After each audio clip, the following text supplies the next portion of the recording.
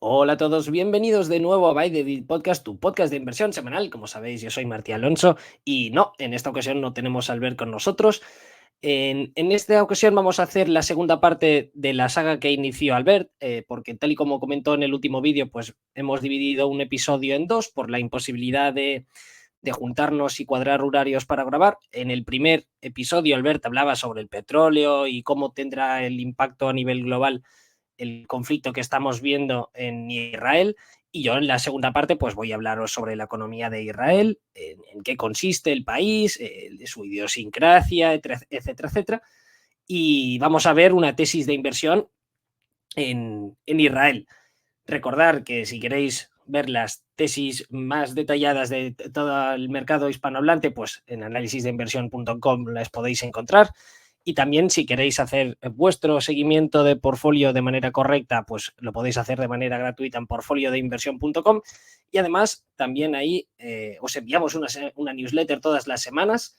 La semana pasada fue precisamente la tesis de inversión en una empresa muy interesante de Israel, y en esta semana seguramente también veamos otra tesis de inversión en dicho país, o al menos un poco relacionada. Veremos, tengo que hacerla hoy, así que si me da tiempo, aún estoy discutiendo y debatiendo sobre qué tema vamos a tratar. También recordaros que si os gusta este contenido y creéis que nos lo merecemos, pues vuestro like y vuestra suscripción nos ayuda muchísimo a seguir creciendo y nos anima a continuar currándonos cada vez más el contenido que os ofrecemos. Antes de empezar con el vídeo, me gustaría decir y animaros a todos que os apuntéis al evento de Gutiérrez Capital, que va a ser en Madrid. Y yo de verdad os lo recomiendo, yo voy a asistir personalmente. El cartel de ponentes es espectacular, está Oros, está Cobas, que Cobas no sé cuántas veces ha estado en un evento. La verdad es que va a ser una pasada, yo voy a estar por ahí y sería maravilloso pues poder desvirtualizaros también a todos los que podéis pasaros para allá.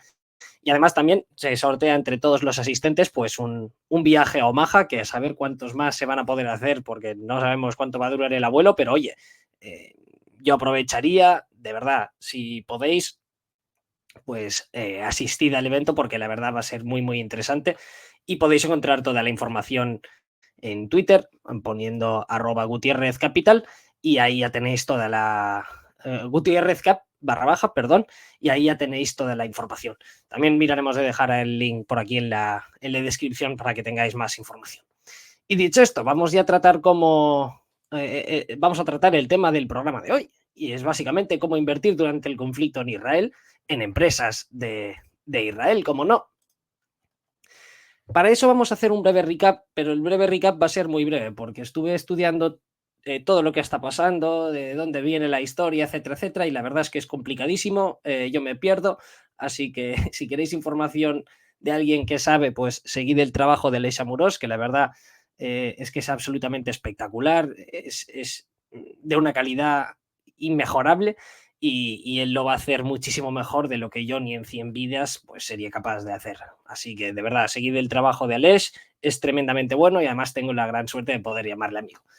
Pero si lo enfocamos a nivel estrictamente militar, no voy a decir, mira, si estos son buenos, si son malos, si todos son malos y no hay ninguno bueno, no voy a decir nada de esto. Pero vamos a hablar sobre el nivel militar que se está empleando actualmente ahí en Israel. Y lo que hemos visto es que después de la terrible masacre y atentado terrorista que perpetró Hamas, pues Israel se puso a bombardear la franja de Gaza en todas las zonas donde están los de Hamas. Y básicamente han soltado más de 6.000 bombas en 6 días, es decir, 1.000 por día. Si nos fijamos en la lucha contra el Estado Islámico, contra el Daesh, la coalición internacional estaba dejándose 2.500 bombas al mes.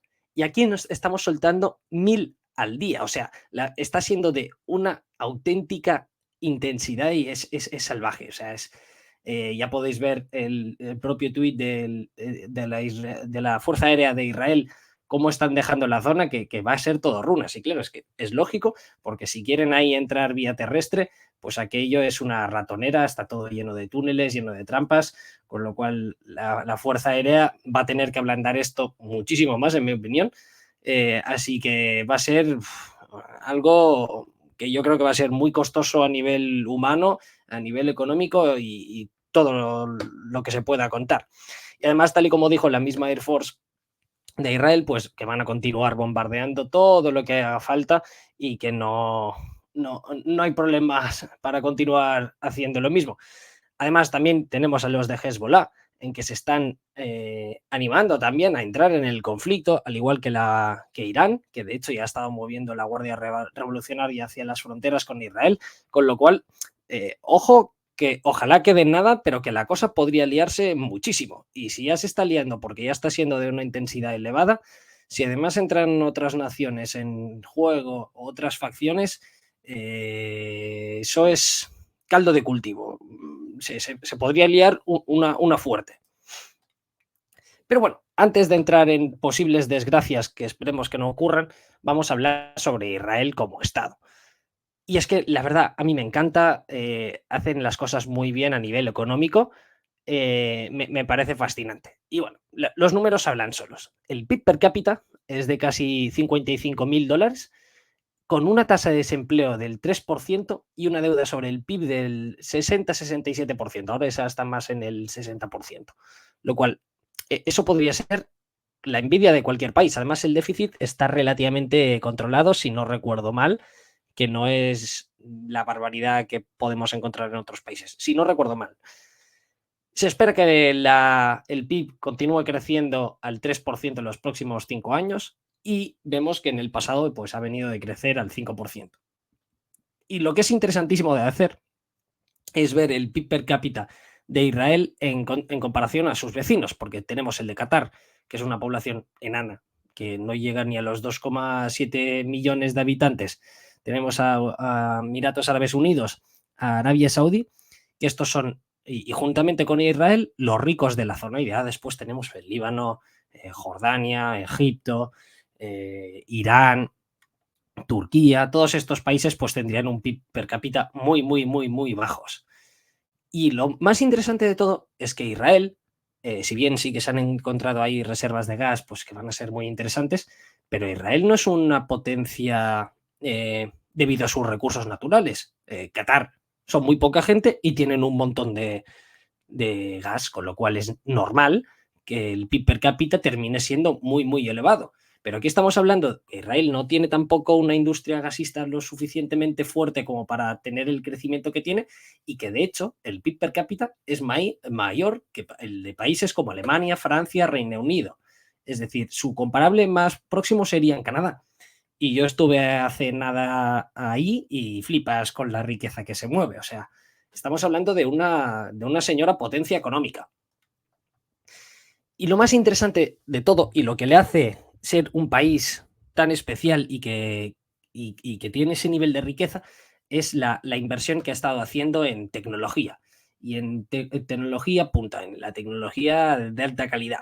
Vemos como, por ejemplo, las High Technology Exports, en el porcentaje total de las exportaciones, vemos como el de Israel ha aumentado muchísimo desde el año 2007 y eso no es un factor que haya sucedido porque sí, y es que de manera continua están invirtiendo en I+D. De hecho, es el país del mundo que invierte más en PIB per cápita y en porcentaje del PIB y la verdad es que los retornos que están obteniendo están siendo espectaculares. Ahora esto ha bajado un poco, creo que están más o menos ya a la par con Corea del Sur, que también está haciendo las cosas muy interesantes, por cierto. Y nada, que Israel es una potencia tecnológica brutal. Y eso lo que ha llevado es que a muchísimas empresas de Ventures hayan ido a invertir ahí y que se hayan creado muchísimas startups. Vemos como el funding del VC per cápita es de prácticamente de $900 y para compararlo, en España estaríamos alrededor de 60. Pero es que si no lo miramos también en per cápita y lo miramos en el funding total, vemos como aún así es muchísimo superior en Israel, que serían de 8,4 billones, en comparación al de España, que serían de solamente 2,7. O sea, estamos hablando de unas cifras brutales de diferencia para hablar un país que Israel no llega a los 9 millones y España ya está superando los 40 millones de habitantes. El problema es que ahora con la inflación, pues obviamente van a sufrir seguramente porque la inversión en ventures, en startups y todas esas cosas, pues se va a secar un poquillo, pero ya han tenido superinflaciones en el pasado. En los años 80 podéis mirar el gráfico por internet, es terrible. El pico que llegó a la inflación, no me acuerdo cuál es, pero era peor que Argentina actualmente, si no recuerdo mal. Y al final, con toda la inversión en I+D, han logrado hacerse un país y ya la tienes a tasas bastante controladas y esperan que más o menos se mantenga en un rango aceptable y en la misma medida que ya hemos estado viendo en el pasado. Y debido a toda su idiosincrasia y a ser un país extremadamente emprendedor, pues han tenido grandes inversiones de grandes inversores. Por ejemplo, Warren Buffett ha comprado 2 empresas ahí, si no recuerdo mal. Cobas mismo, algunos no os vais a acordar, pero Cobas creo que era en 2017, 2018, no sé cuándo era, pues tenía 2 empresas israelíes en cartera. Una era de químicos y la otra era Teva, la farmacéutica, que esta también la tiene Buffett, si no recuerdo mal. Pero aparte de esto, pues tenemos otros grandes empresarios. Tendríamos a Larry Ellison, el CEO de Oracle, a Peter Thiel, a Carlos Slim. La verdad es que están todos. Los de Google también están invirtiendo. O sea, Microsoft es de los grandes inversores en el país, con lo cual tenemos una pool de talento invirtiendo ahí y si lo hacen va a ser por algo. Según la Startup Nation Central, que es una organización sin ánimo de lucro, pues el 10% de los trabajadores altamente cualificados, los trabajadores que trabajan en esas empresas de alta tecnología, que es lo que hacen que el país sea tan rico, pues han sido llamadas a filas, que en total han llamado unos 360.000 reservistas. Y claro, esto es un problema, porque obviamente mientras están ahí luchando, pues no están trabajando en su software o en lo que sea. Pero para las empresas de defensa, eso a largo plazo, si bien te daña los resultados, obviamente, porque tienes trabajadores que o desgraciadamente fallezcan o que resulten inhabilitadas o que simplemente durante mucho tiempo no vas a poder, no van a poder estar en la oficina trabajando, pues ahí se te dañan obviamente los resultados. Pero a largo plazo les da un know-how irreplicable, porque para el que está diseñando un tanque, por ejemplo, cuando ha estado entablando en combate, él mismo sabe qué es lo que realmente se necesita. No hay un proceso en que te lo tengan que explicar, tengas que coger tengas que informarte mucho sobre el tema. Ahí no, ahí ya has hecho, de hecho, el servicio militar obligatorio y si además entras en combate, sabes lo que es. Y eso te da una experiencia extremadamente de valor incalculable para las empresas de defensa.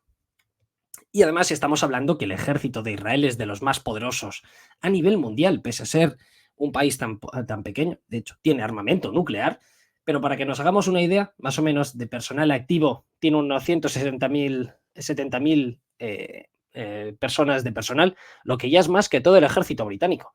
Y claro, aquí si ya le cuentan los reservistas, pues se van prácticamente el 500.000. Estamos hablando que tiene una potencia de más de 2.200 tanques. Y además estos son tanques los Merkava, que son verdaderamente buenos y son modernos, no son como los rusos, aquello que te ponían en los gráficos que tenían no sé cuántas decenas de miles de tanques, pero claro, la mayoría eran T-34 y T-50 que estaban en un garaje que no podían ser operativos. Estos no, estos sí que lo tienen bien montado. La fuerza aérea que tienen es espectacular, además está muy adaptada a sus necesidades estratégicas. Las bases de antiaéreas que tienen, los activos antiaéreos, pues son ya famosísimos. Los Iron Dome y también tienen las baterías antiaéreas de láser, que también están siendo muy efectivas y además son muy baratas. Con lo cual no solamente tenemos un ejército grande en nivel de número, sino que además es muy, muy, muy moderno. Porque claro, a nivel de números, claro, es un ejército de prácticamente 500.000 personas, pues sí, es grande, por supuesto, pero tienes que compararlo con los enemigos que tiene al lado, que son Egipto, Jordania, etcétera, etcétera, cuya fuerza, cuyo músculo humano es muchísimo más grande.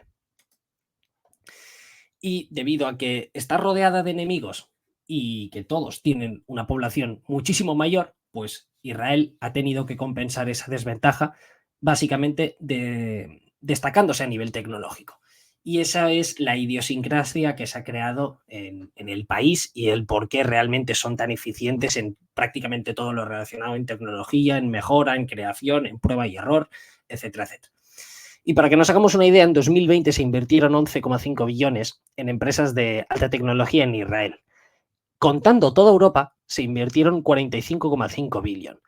Es decir, Europa tiene unos 740 millones de habitantes y Israel no llega a los 10 millones. De hecho, la población es menor que la de aquí, creo. O al menos, no, antes contaba la judía solamente, perdón. Pero bueno, vemos que la diferencia per cápita de inversión es algo espectacular a favor de Israel, con lo cual algo están haciendo bien. Y aquí, para los que tengáis curiosidad, os recomiendo encarecidamente a todos el libro Startup Nation, en el que explican todo ese proceso de cómo piensan los israelíes, cómo se saltan la burocracia, cómo son un pueblo con mucha cara dura, pero en el buen sentido, en el que el trabajador no tiene ningún tipo de problema en ir a hablar con el CEO y decirle, oye, te estás equivocando haciendo esto y lo otro. Y todo el skin in the game que tienen se explica muy bien en ese libro y la verdad es que a mí me gustó muchísimo y os lo recomiendo a todos. Ahora ya hablando sobre el mercado de defensa, vemos que a nivel de per cápita Israel es el segundo país que más invierte, pero claro, aquí tenemos también lo de Qatar, que tiene una población ínfima para ser un país con tanta riqueza natural, y a nivel per cápita llega a gastar más que Estados Unidos, que ya sabemos que es el que más invierte con muchísima diferencia a nivel mundial. Y aún así vemos como a nivel porcentual sobre el PIB la inversión estaría rondando el 4 o 5% más o menos, y están mínimos históricos, obviamente porque han estado teniendo tiempos de paz o de intervenciones militares limitadas, pero no guerras de alta intensidad. Y todo esto podría cambiar a partir de ahora, que ya sabemos que es lo que pasa cuando aumenta el gasto y el presupuesto en defensa, que las empresas pues ganan mucho dinero, las empresas de defensa. Pero es que no solamente que con la guerra te aumente el consumo, sino que también las exportaciones de armas de Israel están creciendo a un ritmo espectacular también, ya lo vamos a ver más adelante. Y eso sumado que Estados Unidos les va proporcionando ayuda constantemente, que también vamos a ver un gráfico a continuación, vemos que la demanda te va a aumentar, por una parte, por el consumo nacional y por la otra parte, por el consumo y de ventas al extranjero, con lo cual eh, tiene una pipeline para crecer espectacular. Y actualmente, a pesar de tener una tecnología tan puntera y tan sofisticada, pues vemos cómo representa una parte relativamente pequeña del mercado de las exportaciones, está siempre rondando entre el 2 y el 3%. Y yo creo que con todas las capacidades que están creando, las subsidiarias que crean, etcétera, las expansiones, y básicamente por tener a todo el apoyo incondicional de Estados Unidos, pues tienen mucho margen de mejora en el crecimiento de ventas de armas. Recientemente vimos la entrevista que concedió Joe Biden, en la que estuvo hablando de Israel, en la que se refería a Israel como uno de los países mejor preparados a nivel militar, y la frase que resulta clave dijo textualmente Joe Biden: I guarantee we are going to provide them everything they need. Es decir, que les van a dar armas por un tubo. Y es que eso no importa de cuándo hables, Estados Unidos prácticamente, a no ser que le alíe muchísimo, siempre va a estar apoyando a Israel. Y hay sus razones, básicamente por pura geografía y por interés. No es que les gusten mucho los judíos y tengan que invertir nada, eso es pura política y geografía, cuestión geográfica, que tanto a uno como el otro se necesitan mutuamente. Tal y como decíamos, las exportaciones de defensa han estado creciendo muchísimo. Desde 2012 han estado creciendo al 5,2% anual. Recuerdo que es muy difícil crecer en el mercado internacional si no eres Estados Unidos, que tiene una ventaja irreplicable y una ventaja de escala también irreplicable, pero estamos hablando de un país con unos 8 o 9 millones de habitantes que está creciendo brutalmente en el papel internacional y que ya tiene un papel muy interesante para la población que tiene. O sea, y el margen de crecimiento es muchísimo más elevado, porque con todo el rearme de Europa que ya hemos visto como el crecimiento se ha acelerado, porque si bien desde 2012 las exportaciones han crecido a un 5% más o menos, desde 2019 han estado creciendo prácticamente al 20% anual, con lo cual vemos como se están acelerando este proceso de ventas y eso va a crear un efecto de bola de nieve, porque como más venda armas Israel en el extranjero, más dinero tiene, como más dinero tiene, pues más puede invertir en investigación y desarrollo, lo cual les va a dar en un futuro una mayor ventaja sobre los competidores y va creando este círculo virtuoso que yo creo que a largo plazo pues puede generar muchísimo valor. Bueno, de hecho ya hemos visto cómo ya lo ha estado haciendo y que esta nación pues desde la guerra en 1973 hasta ahora pues ha tenido un cambio absolutamente radical en una industria tan difícil de penetrar y de cambiar como es la industria militar. Y una de las... Israel tiene varias ventajas para poder lograr esto. Ya hemos comentado eso, la parte en que los ingenieros pues saben de primera mano qué es lo que necesitan los militares y muchos de ellos no tan solo tienen experiencia militar teórica, sino que también han entrado en combate. Tenemos la inestimable e irreplicable ayuda de Estados Unidos, que además vemos cómo va aumentando constantemente. A partir de la guerra de 1973 vemos cómo se dispara el presupuesto y desde entonces no ha cejado de aumentar. En este año 2022 pues ya era de 3,8 billones que se estaban dando anualmente a Israel, que eso si lo miras en base al presupuesto total de Estados Unidos es calderilla. Le sale muy rentable a Estados Unidos dar armas a Israel para que se defiendan ellos o hagan sus políticas, por así decirlo, por ellos a un coste muy reducido. Y en cambio para Israel este presupuesto sí que significa mucho. De hecho, representa el 25%, más o menos, entre el 20 y el 25% de todo el presupuesto en defensa que tienen. Con lo cual, una pequeña inversión para uno significa mucho para el otro. Y eso es absolutamente interesante y algo que es totalmente replicable. Además de compartir las tecnologías, colaboran en muchos programas, como por ejemplo en los misiles Arrow. Tienen muchos programas conjuntos en el que se comparten know-how y saben cómo construir armas, que eso hay muy pocas naciones que puedan hacerlo. Además, algo que tiene Israel es que tiene la burocracia extremadamente reducida y es muy fácil en que se salten escalafones y eso es absolutamente imposible de ver en cualquier otro país a nivel militar. No conozco el caso de ninguno que tenga un esquema militar y una tradición así de apertura, de cuestionamiento, etcétera, etcétera, a los superiores, de moverse rápido, de no solicitar órdenes y esas cosas tal y como tiene Israel. Estados Unidos lo tiene en parte, pero en la parte de compras, por ejemplo, de armamento, tiene ahí todo un personal enorme para comprobar que se haga todo bien, etcétera, etcétera. En cambio, el personal que se dedica a comprar armas en Israel, no me acuerdo el nombre ni el número, pero era extremadamente reducido. Y estos ya van por faena y se coordinan todos bien, tanto el ejército como las empresas, como las personas que están haciendo las leyes. Y básicamente es que les va la vida en ello, porque debido a esa diferencia de población en comparación a sus enemigos, o se dedican a innovar o están muertos, con lo cual tienen que hacer las cosas rápido y tienen que hacerlas bien. Lo que comentaba de la situación estratégica, está cerca de una de las zonas petrolíferas más importantes del mundo, como es la zona del Middle East, y es un aliado que va a ser incondicional para el imperio americano, con lo cual para Estados Unidos le supone un trampolín de disuasión a otros países como podrían ser, por ejemplo, Irán.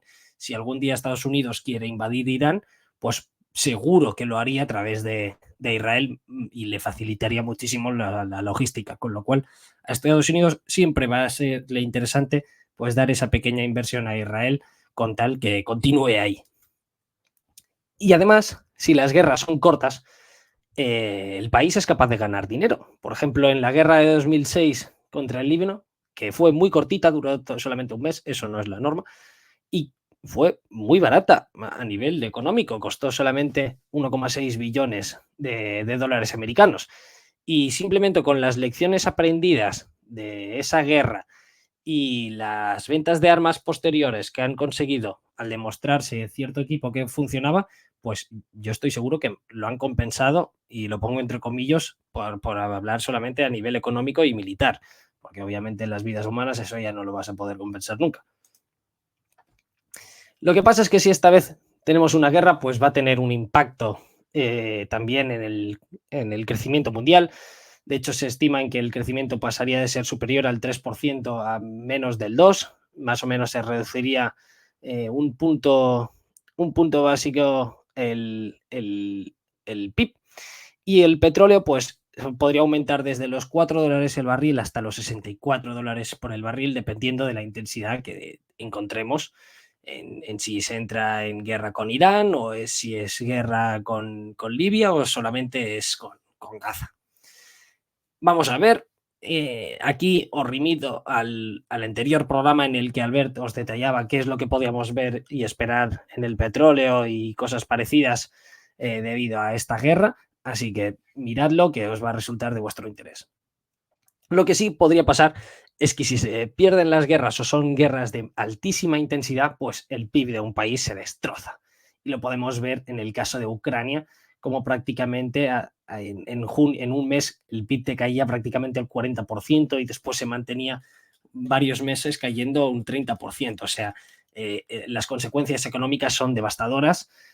El Banco Central de Israel ha dicho que van preparados, que pueden permitirse todo lo que quieran, que tienen poca deuda, que van a seguir creciendo y esas cosas, pero bueno, la guerra es impredecible, nunca sabes lo que te va a pasar, y de hecho el impacto económico que están teniendo ya en posibles contratos de gas que se habrán cancelado, etcétera, etcétera, pues ya están teniendo un impacto económico negativo.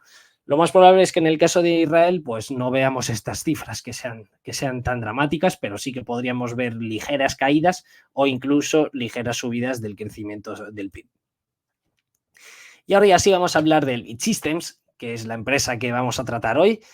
Y la verdad es que es una empresa interesantísima.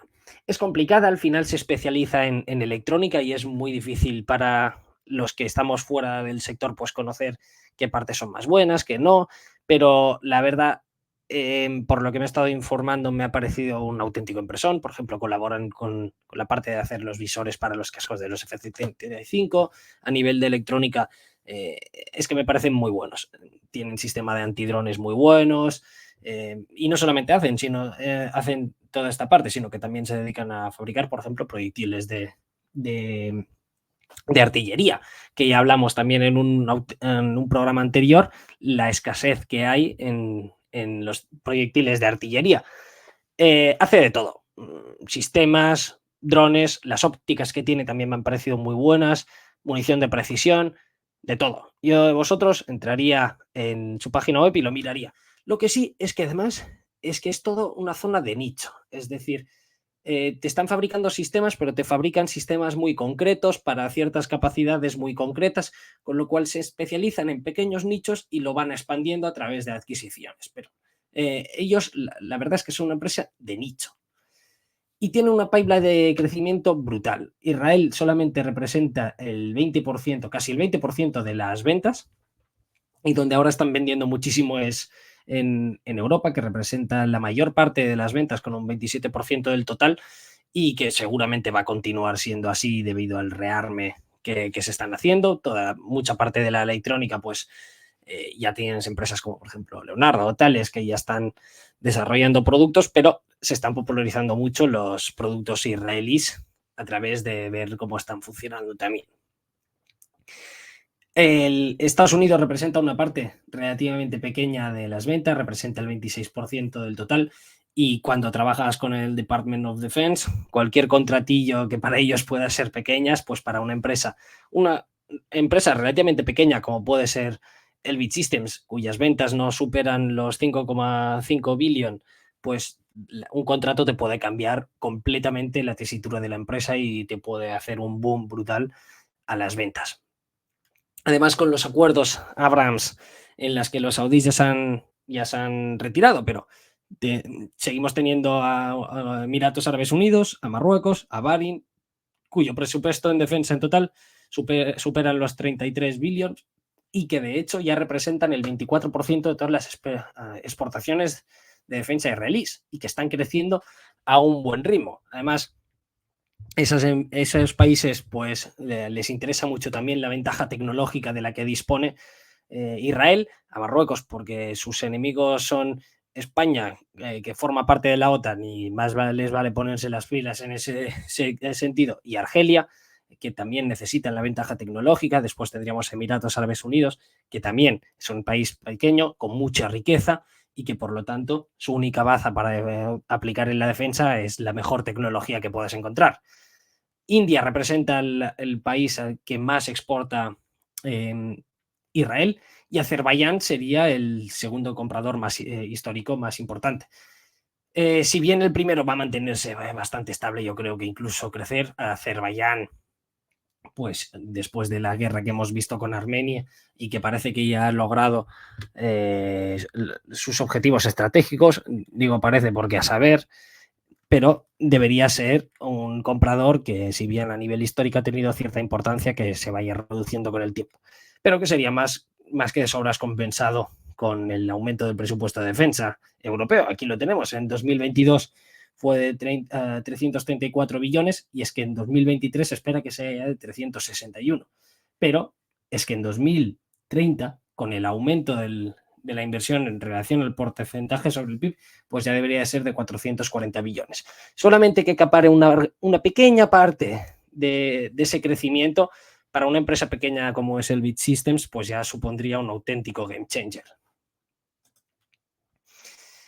Dentro del propio Israel, las empresas que encontramos más grandes son estatales, serían Rafael Arms Development Authority, la IAA, después la otra que tenía era la Israel Military Forces, pues ya fue adquirida por Elbit, y vemos como Elbit ha estado aumentando constantemente las ventas en relación a sus pares del Estado. Vemos como prácticamente en el año 96 las ventas de Elbit eran solamente de 500 millones y, por ejemplo, el mayor peer, que sería EIA, eran de 2,5 billones.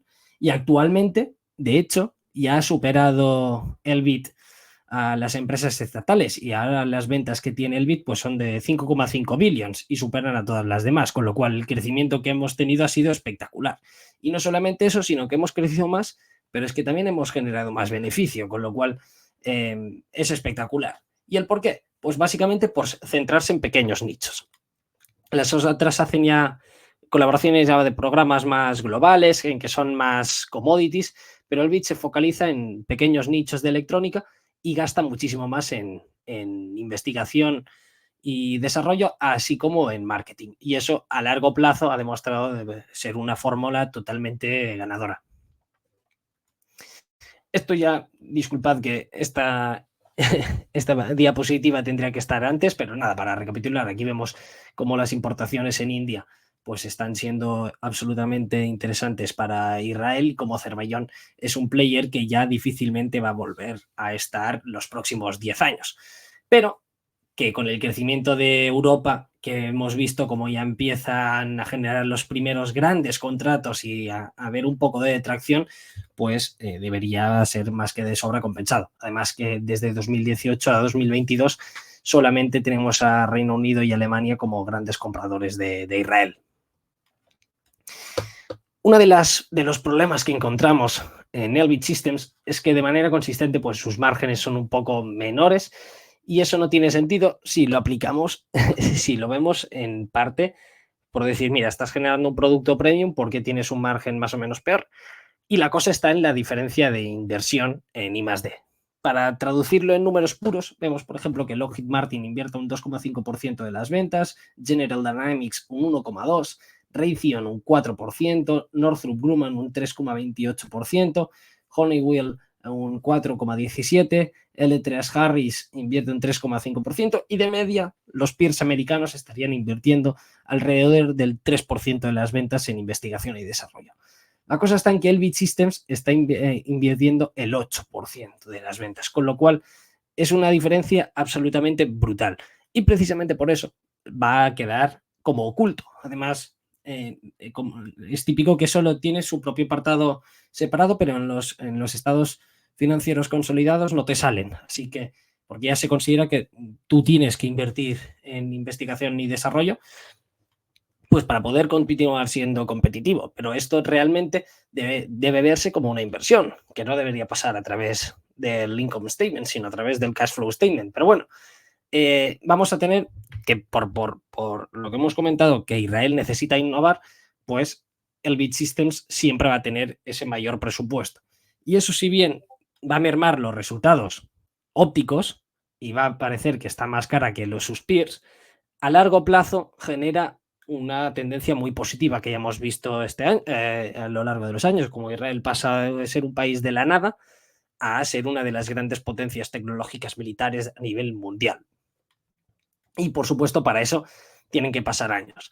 Pero es que no es solamente la mayor inversión, sino que estoy seguro, eso ahí habría que hincar más el diente, pero estoy muy seguro en que cada dólar que se invierte en investigación y desarrollo en Elbit Systems y en cualquier empresa israelí es más eficiente como norma general que en la de otros países, por ejemplo en Europa, que ahí sí que yo creo que es mucho más ineficiente la inversión realizada. Y bueno, si lo miras en valor de millones, vemos cómo sigue invirtiendo relativamente poco. Son 436 millones lo que está invirtiendo Elbit Systems en comparación a, por ejemplo, a Northrop, que está invirtiendo 1,2 billones. Pero claro, si las ventas del Elbit se duplican o se triplican, pues esa diferencia ya terminaría de estar cerrada.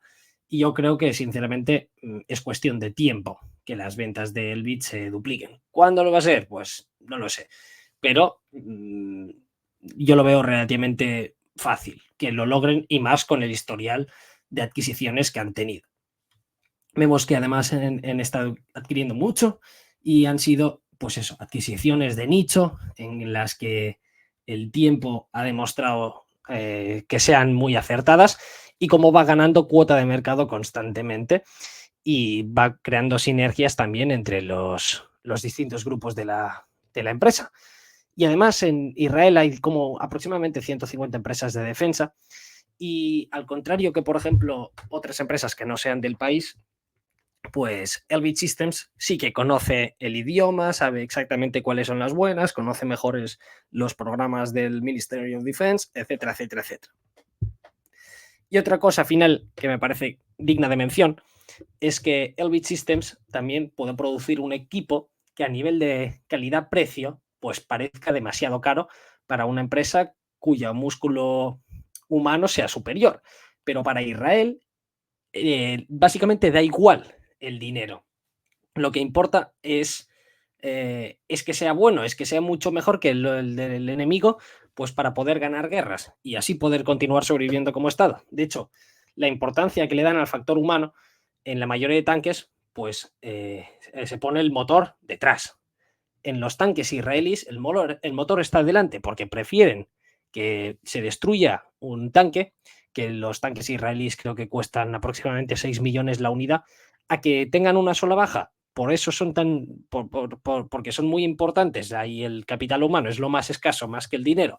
Y así te haces una idea de realmente lo que saldría caro o ineficiente para otro ejército, para el ejército de Israel no. Y eso le da una ventaja competitiva al Elbit Systems brutal, porque te permite desarrollar productos mejores y cobrar un premium por eso. Y claro, al estar siempre presionándote para sacar algo mucho mejor, pues terminas impulsando toda tu eficiencia a nivel de I+D. Además, en comparación a sus peers de grandes empresas, pues ellos son una empresa privada. De hecho, la familia propietaria tiene más del 44% de las acciones, y estar cotizados pues les da muchísimo más flexibilidad pues para comprar otras empresas, etcétera, etcétera, crear nuevos productos que ellos vean, y flexibilidad financiera final. ¿Y todo esto cómo se traduce? Pues realmente hemos visto que los retornos son espectaculares. Desde Science Inception pues ha obtenido más de un 2000% de rentabilidad, lo que es absolutamente espectacular, y ha superado empresas tan populares como podrían ser Lockheed Martin o Raytheon incluso ha superado con mucho, como no, al Standard & Poor's. Y como os acabo de comentar, pues tiene una familia ahí detrás que se preocupa que las cosas se hagan bien, en las que posee el 44,3% de todas las empresas. Yo no conozco una empresa de ese tamaño que sea tan importante para un país, en que sea controlada para una sola familia y con un porcentaje tan elevado. Y si alguien conoce alguna, pues por favor, decidlo, porque ahora mismo no me viene a la mente, pero eso es algo que me parece muy, muy, muy digno de mención. ¿Y cómo se traduce? Pues todo esto vemos como Elbit está creciendo cada vez más. De hecho, en el periodo de 2012 a 2017, el backlog estaba creciendo solamente a un 6% y las ventas solamente a un 3%. Ahora hemos estado viendo que desde 2017, pues el backlog ha estado creciendo a un 15% anualizado y las ventas a un 10% anualizado. Debido a la guerra en Ucrania, ahora la posible guerra contra el Líbano, contra Irán, o sea lo que pase ahí, pues la tensión sí o sí va a aumentar y las ventas de Elbit también deberían continuar disparándose, con lo cual es bastante probable que al menos los próximos 2-3 años pues crezca también a un dígito interesante. El problema es el precio. Como no, es una grandísima empresa, pero es que está cotizando a 33 veces beneficios y a un price debit un poco superior. Eso está mal, de hecho, perdón. Está cotizando a 38 veces beneficio y a un price to EBIT de 34 veces, más o menos. Y claro, esos son precios absolutamente inasumibles. De hecho, de media, sus peers estarían cotizando a un PER de 24 veces y a un price to EBIT de 17 veces. Vale que los retornos y los ROIs que está generando esa empresa son absolutamente brutales. Bueno, habría que ajustarlos porque, como he dicho, el I+D también debe contabilizarse como CAPEX. Pero bueno, salvo esto, realmente los retornos que está obteniendo son espectaculares y vemos que a nivel óptico parece más cara, pero porque están gastando aproximadamente unos 260 millones más en I+D en comparación a sus peers, lo que hace que depriman los márgenes. Y si invirtiese lo mismo en investigación y desarrollo que sus peers, pues estaría más o menos ganando un EBIT entre un 60 y un 70% superior, más o menos. Con lo cual, bueno, ahí dices que cambia un poco la tesitura. La cosa está en que, si bien las ventas es probable que te aumenten a doble dígito durante los próximos años y que esta investigación y desarrollo pues termine generando un impacto muy positivo a largo plazo, pues tienes la otra cara en la que los márgenes a corto plazo no se espera que mejore mucho. Y vemos como los márgenes de media pues están superando el 10% y los de Elbit Systems pues estarían más o menos en el 6 y poco por ciento. A nivel de las assumptions, pues si asumimos que crecen de media un 10,84% anualizado, que ahí lo que se cuenta es que están acelerando ya más parte del backlog. El por qué es porque van a empezar a tener que fabricar más artillería, por ejemplo, cosas que sean más fáciles de aumentar que no sistemas pues para el F-15, por ejemplo. Con lo cual yo creo que aumentarían por esa parte las ventas, pero bueno, si se aplican un crecimiento bastante inferior, pues ahí la tesis ya es que directamente no te sale, que ese es el problema, que cuando está tan cara, pues el margen de seguridad es muy bajo. Básicamente ahora mismo debe estar dando alrededor de los 9.400 millones o por ahí el market cap de Elbit, y el fair value con esas assumptions sería de 9,5 billones. Es decir, que para mí no hay margen de seguridad, pero es la típica empresa que siempre hay que seguirle la pista por si se pone a tiro algún día, hay que darle. Pero para que nos hagamos una idea, cuando habría que darle, si lo miramos en múltiplos pasados, que no creo que volvamos ahí, pero un poco más barato sí. Bueno, yo hasta que no vea unos múltiplos que me gusten, al menos para mí es un no tocar. Pero bueno, vemos como en 2015 es beneficio en comparación a las 38 que está cotizando actualmente, y a un enterprise value EBITDA en 2015 estaba a 8,5 veces, ahora está a 18,6 veces. Es decir, que para mí son múltiplos demasiado exigentes. Pero también la otra parte es que tienes una empresa con tecnología punta muy buena y que además es muy pequeñita, que es decir, cualquier pequeño contrato que sea interesante, firmado con Estados Unidos o con quien sea, pues podría impulsar muchísimo las ventas y luego, consecuentemente, pues estos múltiplos se reducirían muy rápidamente, porque al ser tan pequeña, pues puede continuar creciendo relativamente fácilmente en comparación a otras empresas que ya están acaparando todo el mercado. Además, ellos, como he dicho, ya se especializan en pequeños nichos y los van creciendo a través de adquisiciones o a través de nuevos servicios. Si lo comparamos con las otras empresas israelíes, pues vemos que los múltiplos pagados son absolutamente desproporcionales y más si vemos que las acciones israelíes pues normalmente ahora están cotizando más baratas desde que empezó el problema de la inflación, pues ahí fue cuando se descorrelacionaron y sería de esperar que la gran parte del mercado en Israel, pues debido a la guerra, sí que tengan un impacto negativo, no así como sería el Bit Systems, que para él toda guerra, pues a largo plazo, pues es, no quiero decir buena, pero tampoco perjudicial.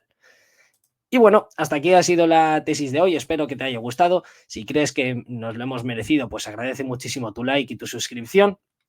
Recuerda que si quieres ver otro análisis de tesis, pues en la newsletter que escribo solamente para los usuarios de portfolioinversión.com, pues ahí ya tenéis la anterior empresa que estuve comentando.